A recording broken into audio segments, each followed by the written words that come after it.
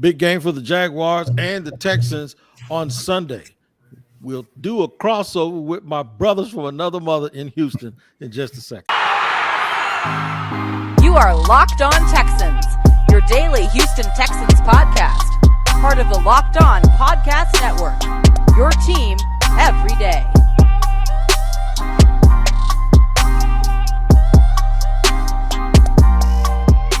The crossover edition of Locked On Jaguars and Locked On Texans. Today's episode of both of those shows is presented by Prize Picks. Prize Picks is daily fantasy made easy. Pick 2 to 5 players, and if they score more or less than their Prize Picks projection, you win up to 10 times your money on your entry. First-time users can receive a 100% instant deposit match up to $100 with the promo code Locked On. That's prizepicks.com, promo code Locked On. I've been waiting for this for Can I say something real quick? What, man? What? Yeah, I just want to give props. Whoever was the producer for that intro, because it started off kind of mellow, and then it hit me with and it switched up. I thought it was like an elevator at Bad Boy or something like that, man. Or slip and slide. Y'all in Florida, slip and slide records. That's right. That's right. We requested that. We requested that, brother. That's what we do here on Locked On Jaguars. But we appreciate y'all coming joining us, making us your first listen here on Locked On Jaguars and Locked On Texans, and reminding you that we're free on all platforms. John Hickman. You know what John just did? John just tried to deflect me from the fact that these brothers owe me an apology. They owe me a straight up apology. Last year, no, I'm gonna get the Tyler rolling. John, you were nice this year doing you were Cody, you were absent. But let me tell you something. Last year, these brothers gave me absolute grief because the Texans swept the Jaguars. Now they are in the cellar and they are the worst team in the AFC South. Probably the worst team in the NFL. But look, I'm gonna give y'all a mulligan because the dude that got the massages, he put y'all in this situation. I ain't gonna lie to you now. Yeah, he did. He can't lie about that. he put y'all in this situation. So look, the folks want to hear from you guys. They've been dying to hear this, by the way. They want to talk to you guys. They really want to talk to Tyler Rowland, but they want to talk to you guys. And I'm glad to have y'all. It's always fun when we do this. We make fun of each other, but it's always love. We got a lot of big stories from each team, and I'm going to let y'all run with it, man, and tell the biggest stories that will impact this game Sunday between the Texans and the Jags. Don't wait. One of y'all can go ahead and talk. Okay. Hey, look, I ain't going to edit nothing either. Y'all getting straight with no chaser as I sip my water, right? Let's go. Well, I'm going to go ahead and start it off. And look, when you talk about the biggest storyline, of course, going into this game, you have to talk about the second-year quarterback battle, which is Davis Mills versus Trevor Lawrence. And a couple of weeks ago at the start of the season, there was an interesting graphic that was going around social media. And it was a picture of Davis Mills and Trevor Lawrence. And I DM'd you, Wig, and I said, one of these quarterbacks are not like the other. And of course, I'm talking about the guy who had this sorry Gatorade commercial. Well, here we are going into week 5 of the regular season. Let me just say I was wrong. I apologize. And yes, it's actually the other quarterback who is not like the other. And I say all that just to say, when you talk about the biggest storylines, I just want to know, will Lovie Smith finally revamp and change his defense? Because he continued to go out there with that Tampa 2 defense, and the zone coverage is not there. And that's very important because when I take a look at Trevor Lawrence, I'm looking at a guy who is playing really well to start his second season off. And when you take a look at the number of passing yards that the Houston Texans gave up, I mean, excluding the game against the Chicago Bears, of course, because you know they don't throw the ball, the Houston Texans have given up an average of 293 yards in the passing game. And every single quarterback from Matt Ryan to Russell Wilson, and of course on Sunday, Justin Herbert, they attacked the Houston Texans in the middle of that zone defense, down the middle. And if Lovie Smith does not change that, then Trevor Lawrence is going to do the same as well.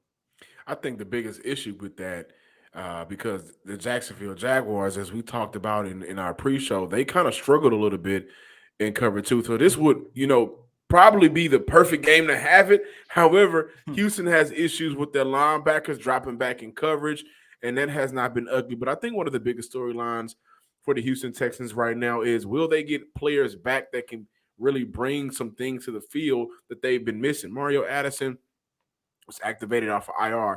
Christian Harris, the rookie, everybody has been waiting to see him play football ever since the national championship game. We had all those sacks.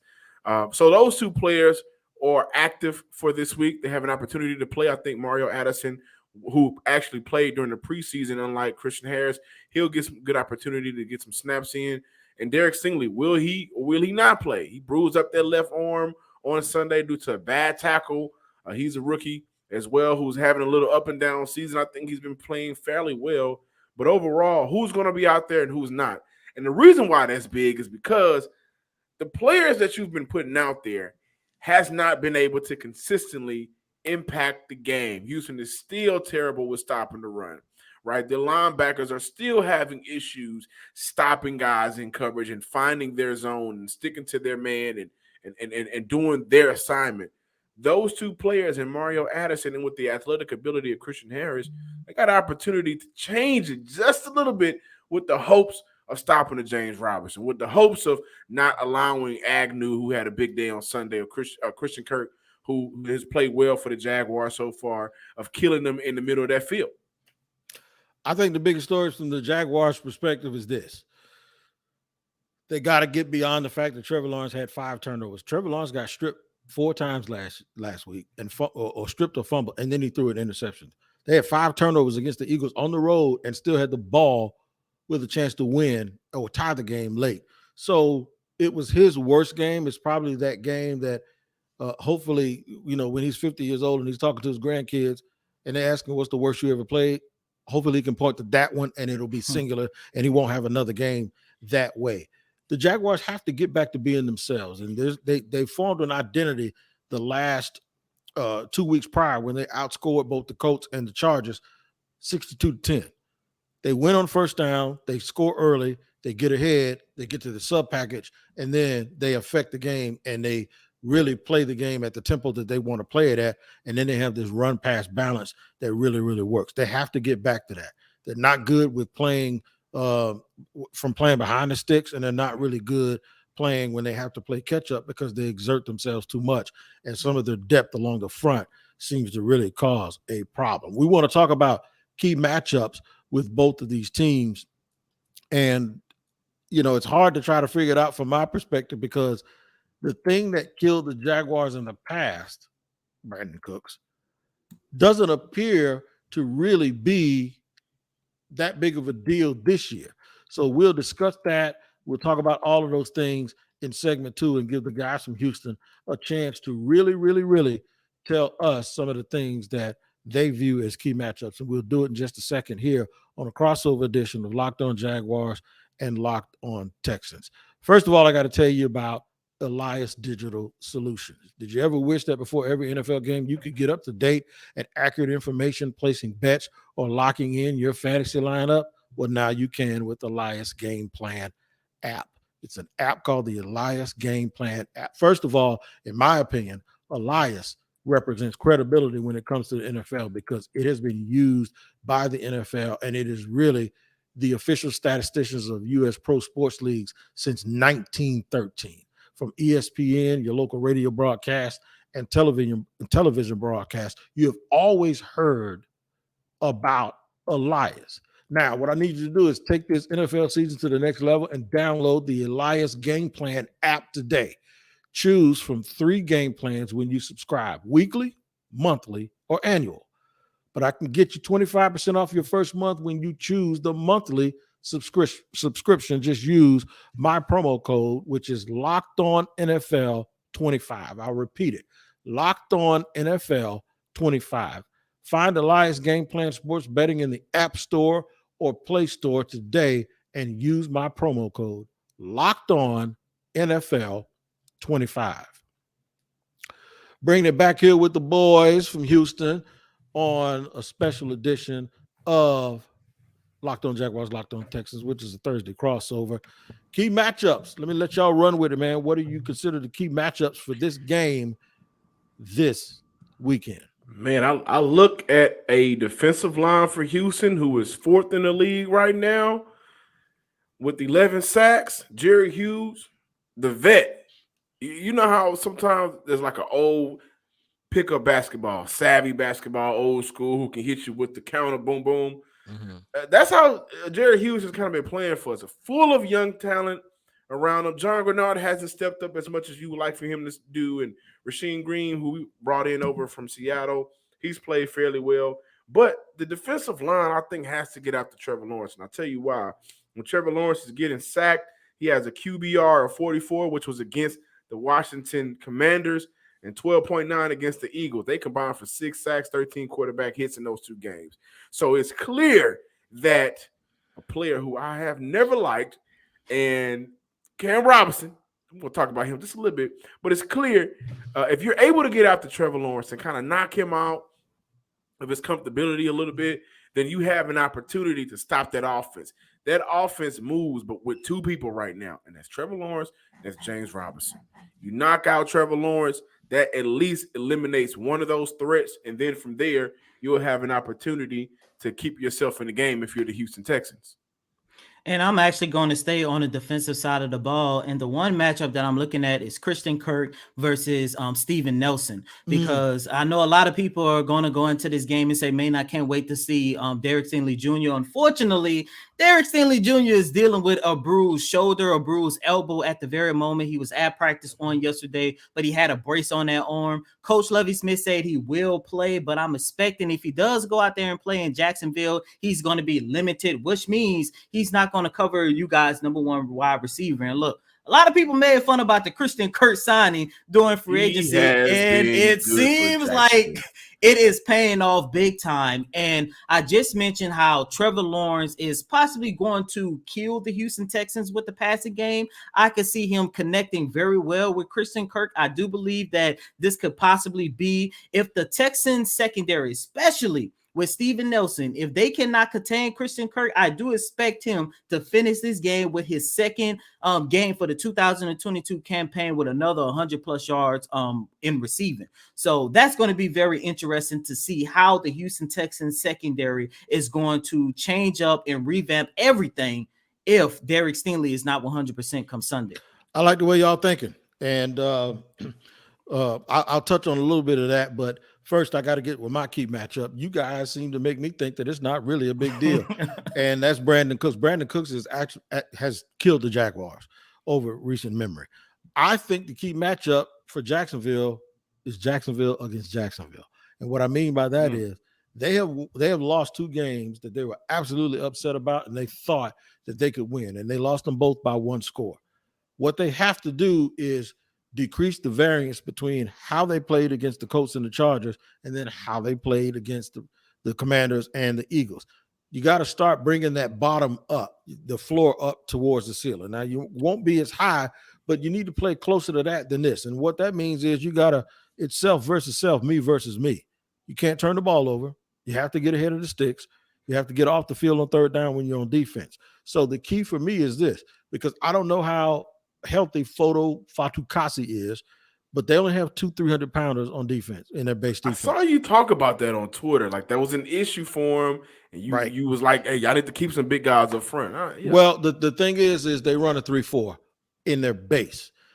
They like to get to that sub package where they have a 4-man front where nobody is a real nose guard. They run defensive tackles and defensive ends. Actually, sometimes they have Jawan Smoot and Arden Key, 2 edge guys, and then they have Josh Allen and Trayvon Walker on the outside. So they could have no one bigger than 270 pounds at some point when they get to their true nickel package, where's the sub package, which they really thrive in that package. But you have to get there. That means you have to win on 1st down, because you don't win on 1st down. You have to have a big guy still on the field, where they take Devon Hamilton and Fatukasi out. What happened last week is Fatukasi got hurt. He hurt his quad. So now you have 1 big 300-pounder. He got tired. And he didn't tell me that. The film told me he got tired. Or they put a 3 technique next to him in the middle, and the Eagles kept converting on runs when they had to, and they milked the clock late. Now, the Eagles went for it on 4th down and got stuck. But by the time the Jaguars got the ball back, they didn't have any timeouts. It was 2 minutes left. They're desperate. They couldn't take their time. Trevor ended up fumbling anyway. But the key is you can't give up 200-yard rushing. And that's where Dameon Pierce comes into play. He had a big game last week. We loved him. According to Doug Peterson, they loved him. And John, you and I asked you, I said, remember that? You seen at the Senior Bowl, I said, you seen Dameon Pierce? He said, yeah, I just saw him. He's over there. I went over there and talked to him, and the damn near came back crying. And see, he was a Gator, and I'm a Seminole. But if you spend 2 minutes with him, that's all we had. We only had 2 minutes. but it gets overblown when people say this is a lot of hyperbole. You spend 2 minutes with him, and you realize how special of a player and a person he is. And people like that affect locker rooms. And I'm sure you guys have seen it in Houston already. Oh, yes. It's like that dude is a Walter Payton Man of the Year waiting to happen. I'm telling you. He sparked that offense on Sunday. At that point, we were down, 3 touchdowns? Yeah, man. 21-0 against the Chargers. That 75-yard run did a lot for the entire team. And then it came out in the second half, was able to go out there and put some points up. But he's going to be special for Houston. And what I like about it, so far, what Houston is doing is, if you remember the great days for Houston with Arian Foster, who was leading the way for Arian Foster? Mm-hmm. Big Vontae Leach, man, moving boys out the way. Got that D in to fullback convert, Troy Harrison. He has been playing out of his mind, and he's been helping Dameon Pierce find those creases and holes. Happened on Sunday with that 75-yard pop. So my concern is this.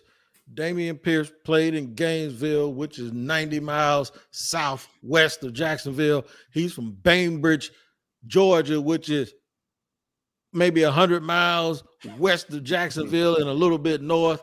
And he's going to have all his country folks down here from home and aunties and, and Ray, and family. In man, fact, and there's a barber I know in my profession who actually graduated 2 years before him and played the same position, who basically raised him. So it's like, don't let that boy come here, come home and run all over people here. My concern is that Houston is really, really patient. And if the Jaguars aren't scoring points, and they're patient and they keep running. And eventually allow guys to get open and they pop something from over the top. So my key matchup is Jacksonville versus itself. They got to score some points and create a little bit of distance with Houston. So we're going to do score predictions here in the third and final segment. Before that, I really have to let you know about NFL key predictions. Thanks again for making Locked On Jags and Locked On Texans your first everyday listen. Make sure you check out NFL Key Predictions every Friday on Locked On NFL. Locked On's local experts, like us, give you inside scoops on the 5 biggest games of the NFL weekend, including Sunday and Monday Night Football, plus betting advice from the field's leading experts at BetOnline. Follow NFL Key Predictions for Friday or every Friday on Locked On NFL, available on the Odyssey app, YouTube, or wherever you get your podcasts. Thanks for making Locked On Texans and the Locked On Jaguars your first listen every day. Make sure you check us out throughout the week, heading up until Sunday's matchup. Now make your second listen the Peacock and Williamson NFL show. Brian Peacock and former NFL scout Matt Williamson give you the expert NFL analysis in less than 30 minutes. It's free and available wherever you get your podcast. Wig, before we talk a little bit more about Sunday's matchup and our predictions, you guys have a new head coach. We have a new head coach here in Houston. Ours was a part of the coaching staff last year, talking about Lovie Smith.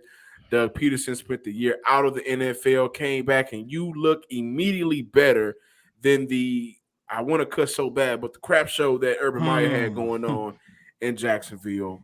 How does it feel to have a Doug Peterson, a Super Bowl winning coach, who has the resume to lead this franchise so far? It feels good. I mean, everything looks competent. And, though some people have disagreed with Doug's play calling in the 2 losses, that's what happens. He's the same guy he was when they won. The thing is you got to understand that it is what it is. He's not going to change who he is. He's not going to change the approach. Guys just have to play better. Like, for instance, before I questioned Doug Peterson's play calling, and that's what a lot of people did last week. They said, well, it was raining and this wasn't working and your guy was off. First of all, Trevor Lawrence is the first overall pick in the draft. They ain't know your guy was off. That's the dude that you probably took this job because they had him. You don't take the ball out of the first overall pick. You just simply do this. Y'all can talk all of that crap all you want to. My guy cannot fumble 4 times and throw another interception. One player cannot be responsible for 5 turnovers. So y'all can talk all day about my play calling and he didn't have it and I put. No, he's got to have it. That sounds like a Spike Lee movie, but no, he's got to have it. It ain't no we got to get rid of these excuses. He is going to call those games as if Peyton Manning is his quarterback because that's the type of hype that they put. And it's probably the way he feels about the kid. And if the kid ain't there yet, guess what? He's still gonna get there in a year or two. You can't hide people in the NFL. It doesn't work that way. Because the second you start trying to do that, bro, they're going to know you're trying to hide him, right? Mm-hmm. So they're going to make him do what he do. They're going to stack the box and say, no, do it. You can't hide people in this league, especially people that receive a lot of hype. So I want Doug to stick to his guns, and I want the guys to play better. See, people always look at bad play and say, you need to call the game different. No, they just need to execute. They need to block better. And if they don't block better, we need to find somebody who can do it. Especially when a guy already has a Lombardi trophy. Trust me, he knows what he's doing. That sounds like Houston. We got an issue down here with, a lot of people are blaming the Pep Hamilton, the OC of some of the offensive Pep Hamilton struggles. is outstanding, and he should have been a candidate for a head coach years ago. He ain't forget how to coach just because he came to Houston. I think the issue right now that a lot of people aren't seeing is if you do a scale on 1 to 10, I think 30% will be blamed on Pep Hamilton. I have been critical of his situational play calling. However, this is why I love the fact that the NFL has allowed people to go back and review games, because now you're not looking at it from a TV view. You're able to see different angles.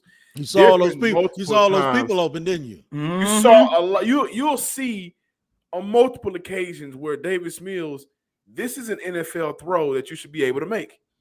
This is a middle school. This is a high school throw. This is a collegiate throw you should be able to make sometimes, and you're not able to make the play. We have to talk about our number 1 draft picks, Trayvon Walker. How's he been doing out there for you guys? Georgia. Trayvon's good. Trayvon's good. Last week he ran into Lane Johnson. That's a problem. You know what I'm saying? Lane gonna be Lane. But he does a lot of things that doesn't show up on tape. And Brian Baldinger has done a really good job. Baldy's done a great job of actually showing that stuff. So he's been outstanding. And Devin Lloyd has also been very, very well, considering that he missed most of training camp with a hamstring injury. So the thing about them is they're young, they're big, they're strong, and they're fast. They just have to find a way to figure it out every single week. And the thing about the league, man, is we get to actually watch it on full display as opposed to them being able to work things out in the lab. This is one thing I always say. I grew up watching Michael Jackson videos. Well, actually, yes, sir. Yeah. We got to talk. We all did. Yeah, we got to talk about Michael and Kobe, because I feel the same way about them you do, bro. Yes, sir. That's right. That album is better than the Thriller album too. That's a conversation we got to have for another day. Yeah, what album you got? What album you think is better? I think Off the Wall is his best album. Right. Nah. I think because I think Off the Wall set up Thriller. Now listen, we getting off, but we don't do this because this is what we do. All right, this is what we do. I think The Chronic is Dr. Dre's most important album, but I think Doggy Style is actually his best produced album. So the thing is the thing with Off the Wall was Thriller's great, but I don't think Thriller could have stood the way that it did without Off the Wall bringing everybody into Michael's world a little bit. You know what I'm saying? Off the Wall is just something else, man. And it really set Thriller up. But get back. Let's get back to football. You see, I was quiet for a reason. Yeah. Let's get back to football.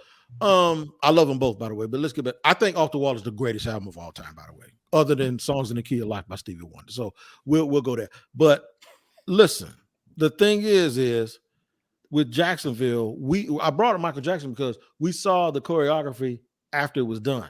In football, you actually get to watch the choreography while it's going on, and it's not a finished product. You know how many times they messed up before they did that concert?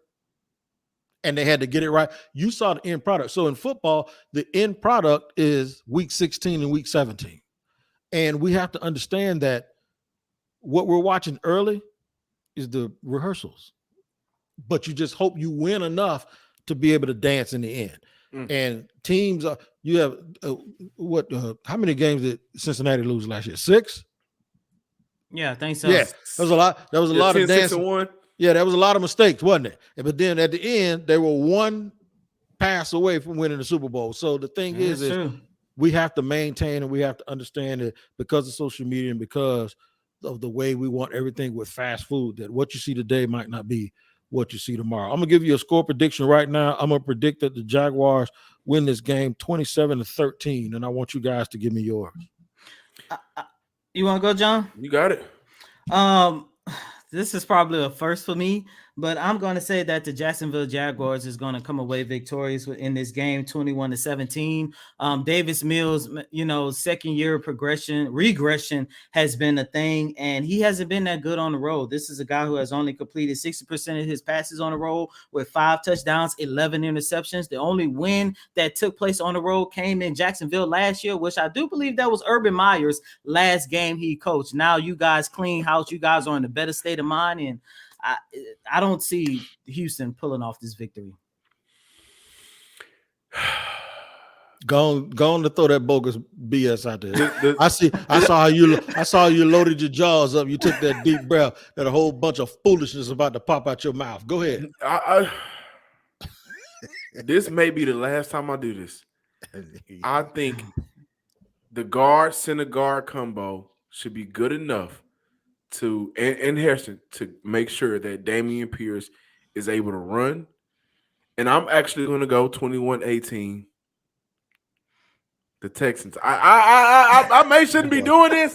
Boy, I lost his mind. I don't know, because I tell you this, Wig, and we've talked about it on and off camera. We had an opportunity to talk about it in Mobile. I think the world of Trevor Lawrence. Like I think that he gets it. He's going to figure it out, and he has a coach that's going to help him figure it out. And I don't think they're going to necessarily be just great over the next year or two to where their draft picks won't be as high to get the top tier players. But I like Trevor Lawrence. I think Trevor Lawrence may be one of those players that will eventually start bringing free agents to Jacksonville, which normally doesn't necessarily have big name free agents. But for Sunday, Houston is 8-0 against the Jaguars. I don't think the streak ends right now. 21-18 Houston. Look at you. Look at you. This is a big game for Kenyon Green. You just done dropped them and plopped them on the table. He's like, this is what it is, right? I think that.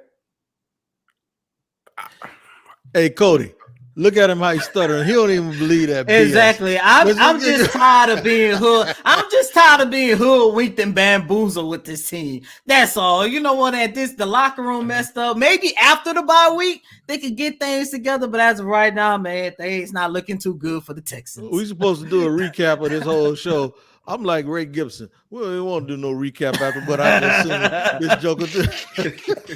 I don't even want after what I just seen. I don't want no Jello, man. What you talking about? You know they got that up in here, huh? You know how they got it up in here right now. So go ahead if that's what you want to do, man. We don't know how to act, man. I'm gonna tell you what. I gotta say this though, real quick. I gotta give it to you, man. Our friends over at LinkedIn. Man, my daughter was getting out of the military, and when she was getting out of the military, she actually went to LinkedIn, and immediately, bang, just like that, she was notified. The day she got out of the military, she started a job making $65,000 a year up in Charlotte. And these days, every new potential hire can feel like high stakes and a wager for small businesses. If you're a small business and you want to be 100% certain that you have access to the best qualified candidates, this is what you have to do. Check out LinkedIn Jobs. LinkedIn Jobs helps you find the right people for your team. What you have to do is add your job and the purple hiring frame to LinkedIn profile to spread the word that you're hiring. That is a very, very big deal. Make sure you add that job and that hashtag hiring. And what's going to happen is you're going to get one of 40 million people that's trying to get a job every week or more trying to operate and deal with you at LinkedIn. It's why small businesses rate LinkedIn Jobs number one in delivering quality hires versus leading competitors. LinkedIn Jobs helps you find the qualified candidates you want to talk to faster. So post your job for free at linkedin.com/lockedonnfl. That's linkedin.com/lockedonnfl to post your job for free. Terms and conditions apply. Now, the Peacock and Williamson podcast is off the chain, man. Brian Peacock, the host of Locked On 49ers, along with Matt Williamson, who's a former NFL scout. They give you information like you cannot get it. Make that your second listen. Find the Peacock and Williamson NFL show wherever you get your podcast. It's on Odyssey. It's on YouTube. Make sure you like and subscribe to that show. As always, it has been a blast with my brothers in Houston, John Hickman and Cody Davis. I can't say it any better than that, man. This is a crossover edition of Locked On Jaguars and Locked On Texans. Make sure you guys take care of each other, and we'll see you next time here on Locked On Jaguars and Locked On Texans. Before I die, I need my haircut by Wig. All right, you're going to get it too.